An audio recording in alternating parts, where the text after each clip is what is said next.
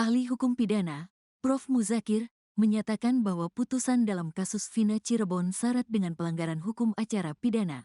Pernyataan tersebut disampaikannya setelah menjadi saksi ahli yang dihadirkan pemohon dalam sidang peninjauan kembali, PK, yang diajukan oleh 6 terpidana kasus Vina di Pengadilan Negeri, PN, Cirebon, Senin, tanggal 23 September tahun 2024. Prof. Muzakir menjelaskan, banyak putusan pengadilan yang dianggap tidak sesuai dengan hukum acara pidana, khususnya pada tingkat pengadilan negeri, pengadilan tinggi, hingga Mahkamah Agung yang semuanya merujuk pada putusan Pengadilan Negeri Cirebon. PK yang diajukan itu, oleh 6 terpidana kasus Vina, ternyata banyak putusan-putusan pengadilan, di tahun-tahun 2016 sampai tahun 2017, yang dilakukan pengadilan negeri, pengadilan tinggi dan terutama Mahkamah Agung semuanya merujuk pada Pengadilan Negeri Cirebon, ujar Muzakir, Senin, tanggal 23 September tahun 2024. Ia menegaskan, masalah utama yang ditemukan adalah proses pembuktian di Pengadilan Negeri Cirebon tidak sesuai dengan hukum acara pidana. Nah, yang jadi masalah, di dalam putusan Pengadilan Negeri Cirebon itu banyak proses yang disebut pembuktian dan seterusnya itu tidak sesuai dengan hukum acara pidana, ucapnya.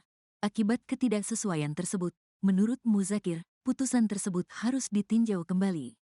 Ia berharap Majelis PK mempertimbangkan pelanggaran-pelanggaran ini dalam proses peninjauan. Kalau tidak sesuai dengan hukum acara pidana, konsekuensinya harus ditinjau kembali. Ditinjau kembali melalui PK ini bahwa yang tidak sesuai yang mana dan seterusnya, jelas dia. Lebih lanjut, Muzakir juga menyoroti bahwa pelaku utama kasus Vina Cirebon hingga saat ini belum ditemukan, bahkan dianggap fiktif, sementara pelaku yang turut serta telah dijatuhi hukuman seumur hidup. Karena saya katakan tadi, di persidangan, bahwa pelaku utamanya saja tidak ketemu. Terakhir di publik saya baca pelaku utamanya adalah fiktif karena tidak ada orangnya. Tapi pelaku turut sertanya yaitu masuk penjara dihukum seumur hidup, katanya. Muzakir berharap bahwa dalam proses PK ini, putusan yang tidak sesuai dengan hukum acara pidana dapat direvisi. Ia menekankan bahwa jika tidak ada tindak pidana, para terpidana harus dibebaskan. Kalau pelaku utamanya fiktif dan tidak ada, tidak boleh orang diputus dan tindak pidananya gak ada. Kalau tidak ada tindak pidana ya harus dikatakan tidak ada pidana dan para terpidana dibebaskan, ujarnya. Secara keseluruhan, dalam sidang PK hari ke-8 6 terpidana kasus Vina kemarin, pemohon yang juga terpidana seperti Eka Sandi, Supriyanto, Hadi, Jaya, Eko Ramadhani dan Rivaldi menghadirkan sejumlah saksi ahli. Di antaranya, ada Prof. Dr. Muzakir, Dr. Solehudin dan Prof. Dr. Judi Sitompul dari ahli hukum pidana. Lalu ada saksi ahli kedokteran forensik, yakni Dr. Leoni Fuada Sukriani dan untuk ahli mata, ada Dr. Romayasari Wahyu dari RS Mata Cicendo, Bandung. Tim kuasa hukum terpidana kasus Vina Cirebon rupanya kena prank oleh Nasruddin. Nasruddin mengaku memiliki foto-foto pasca Eki Vina kecelakaan di Jembatan Talun Cirebon.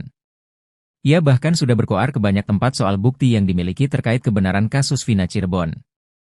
Mantan penambal bola itu berkuku melihat Eki melaju dengan kecepatan tinggi sambil zigzag dan standing lalu menabrak pembatas jalan di Jembatan Talun Cirebon pukul 22.30 WIB, Sabtu 27 Agustus 2016.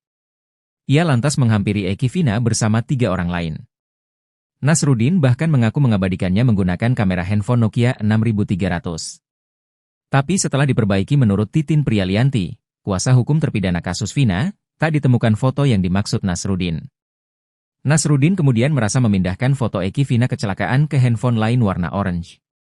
Titin pun kembali mengeceknya. Handphone yang awalnya dalam kondisi rusak berat itu, kini kembali bisa berfungsi. Tetapi ketika diekstraksi seluruh memori di dalamnya tidak ada peristiwa yang seperti digambarkan Nasruddin, kata Titin Prialianti. Menurutnya dalam handphone kedua yang diberikan Nasruddin hanya ada foto-foto lain. Foto yang terakhir diambil pada 27 Agustus 2016 hanyalah gambar keluarga. Foto terakhir tahun 2016 itu tanggal 27 Agustus ada foto terakhir pukul 15.23, ada foto keluarga, kata Titin Prialianti. Setelah itu tidak foto lain tetapi melompat ke 2018, ditambahnya.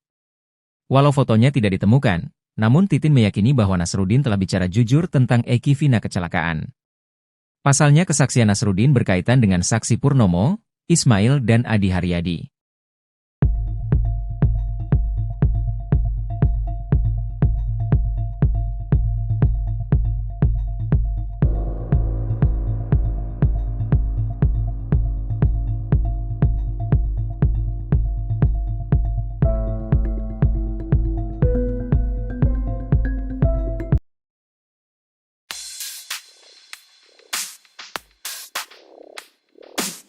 Anak buah Ibtu Rudiana, Bribka Gugun Gumilar kocar-kacir saat dipergoki sedang berada di rumahnya.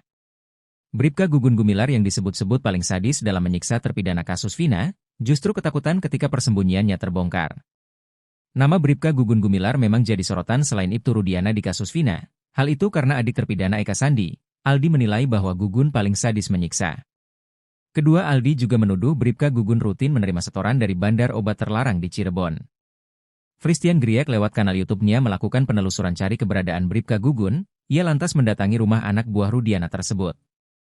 Dalam video, tampak seorang pria bertubuh gempal mengenakan sweater abu-abu muncul mengenakan masker, ia diduga kuat merupakan Bribka Gugun.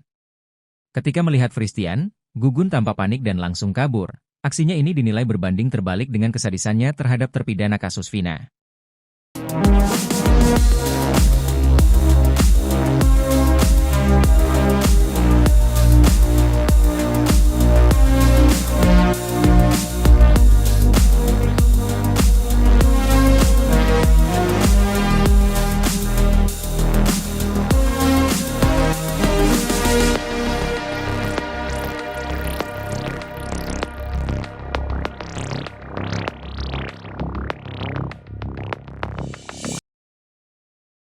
Foto kecelakaan Eki dan Vina ternyata tidak ada di handphone Nazrudin. Handphone yang diklaim dipakai untuk memfoto kecelakaan Eki Vina di Cirebon tahun 2016 hanya berisi foto-foto lain. Nazrudin merupakan saksi baru yang mendadak muncul di tengah sidang PK terpidana kasus Vina Cirebon. Ia mengklaim melihat secara langsung Eki Vina mengalami kecelakaan di Jembatan Talun Cirebon pada Sabtu 27 Agustus 2016. Mantan penambal bola ini mengaku melihat Eki mengendarai motor berkecepatan tinggi sembari zigzag dan standing. Sampai kemudian menurut Nazrudin, motor Eki menabrak pembatas jalan. Kata Nazrudin, Eki terhempat membentur tiang lampu di tengah jembatan Talun Cirebon. Saat itulah Nazrudin mulai mengambil foto menggunakan handphonenya merek Nokia 6300. 3 orang yang dimaksud yakni 1 orang yang sedang duduk di ujung jembatan Talun dan 2 orang pengendara dari arah sumber. Ia sendiri tak bisa memastikan foto itu masih tersimpan atau tidak di handphonenya. Dan benar saja, menurut Titin Prialianti, foto Eki Vina kecelakaan tidak ada di handphone Nokia 6300 milik Nazrudin. Nazrudin, kata Titin, beralasan bahwa sempat memindahkan foto-foto Eki Vina kecelakaan ke handphone lain karena kapasitas memorinya penuh. Nazrudin kini menyerahkan handphone warna orange yang diklaim menyimpan foto Eki Vina kecelakaan.